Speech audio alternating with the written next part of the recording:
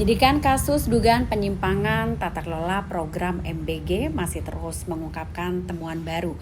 Setelah menetapkan mantan Kepala BGN Dadan Hindayana sebagai tersangka, Kejaksaan Agung kini mengungkapkan adanya dugaan keterlibatan dari yayasan-yayasan yang terafiliasi dengan para petinggi BGN dalam pengelolaan program unggulan pemerintah tersebut. Direktur Penyidikan pada Jaksa Agung Muda Tindak Pidana Khusus atau Jampitsus kepada Kejaksaan Agung Syarif Nahdi mengatakan Dadan diduga memiliki yayasan satuan pelayanan pemenuhan gizi atau SPPG yang mengelola dapur-dapur pelaksana program MBG. Tidak hanya Dadan saja, dua tersangka lainnya dalam perkara ini yakni mantan Wakil Kepala BGN Sony Sanjaya dan Lodewijk Pusung juga diduga memiliki keterkaitan dengan sejumlah yayasan yang menjadi mitra pelaksanaan program tersebut.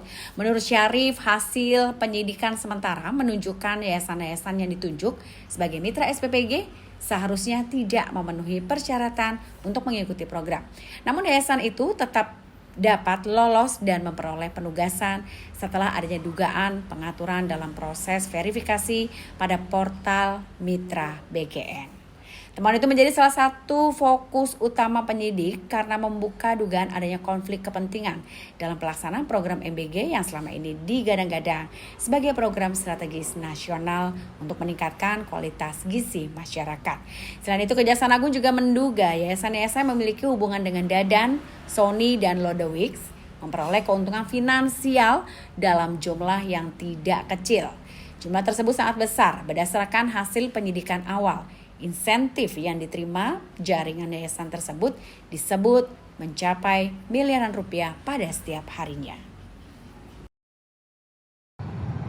Bahwa sejak tanggal 6 Januari 2025, pemerintah telah melaksanakan program MBG Makan Bergizi Gratis atau disingkat MBG yang merupakan program prioritas nasional yang diselenggarakan melalui Badan Gizi Nasional dalam bentuk pemberian makan bergizi secara gratis dengan tujuan pemenuhan angka kecukupan gizi atau AGG anak sekolah dengan total anggaran tahun 2025 sebesar 85,27 triliun dan tahun 2026 sebesar 268 triliun yang bersumber dari APBN.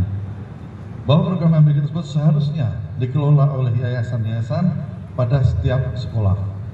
Namun pada faktanya, yayasan-yayasan yang ditunjuk sebagai mitra SPPG merupakan yayasan yang dijadikan sarana untuk kejahatan dan terafiliasi dengan pejabat atau pegawai BGN yang tidak memenuhi syarat untuk menjadi mitra SPPG.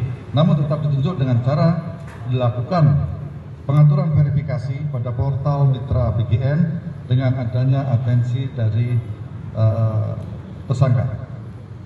Dan yayasan-yayasan tersebut mendapatkan insentif miliaran rupiah ya, setiap hari dan yayasan-yayasan tersebut terafiliasi diantara dimiliki oleh saudara DH, saudara SS dan saudara LP. Bahwa selain menggunakan yayasan yang terafiliasi tersebut, saudara DH bersama-sama dengan saudara SS dan saudara LP dalam melakukan proses pengadaan baik barang dan jasa di BGN secara melawan hukum, melakukan intervensi kepada BPK sehingga dalam penyusunan KAK pengadaan barang dan jasa pada BGN tidak disusun sesuai kebutuhan real di lapangan dan adanya markup harga pengadaan sehingga terjadi kerugian yang tidak mendukung operasional pelaksanaan MBG. Di antaranya 1. Pengadaan motor listrik sebanyak 21.801 unit dengan total pengadaan sebesar sekitar 1 triliun rupiah.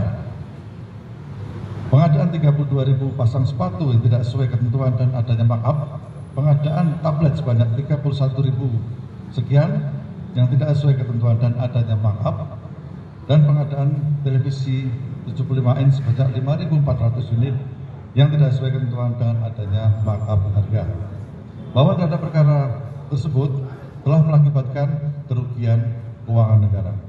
Jangan lupa subscribe ya.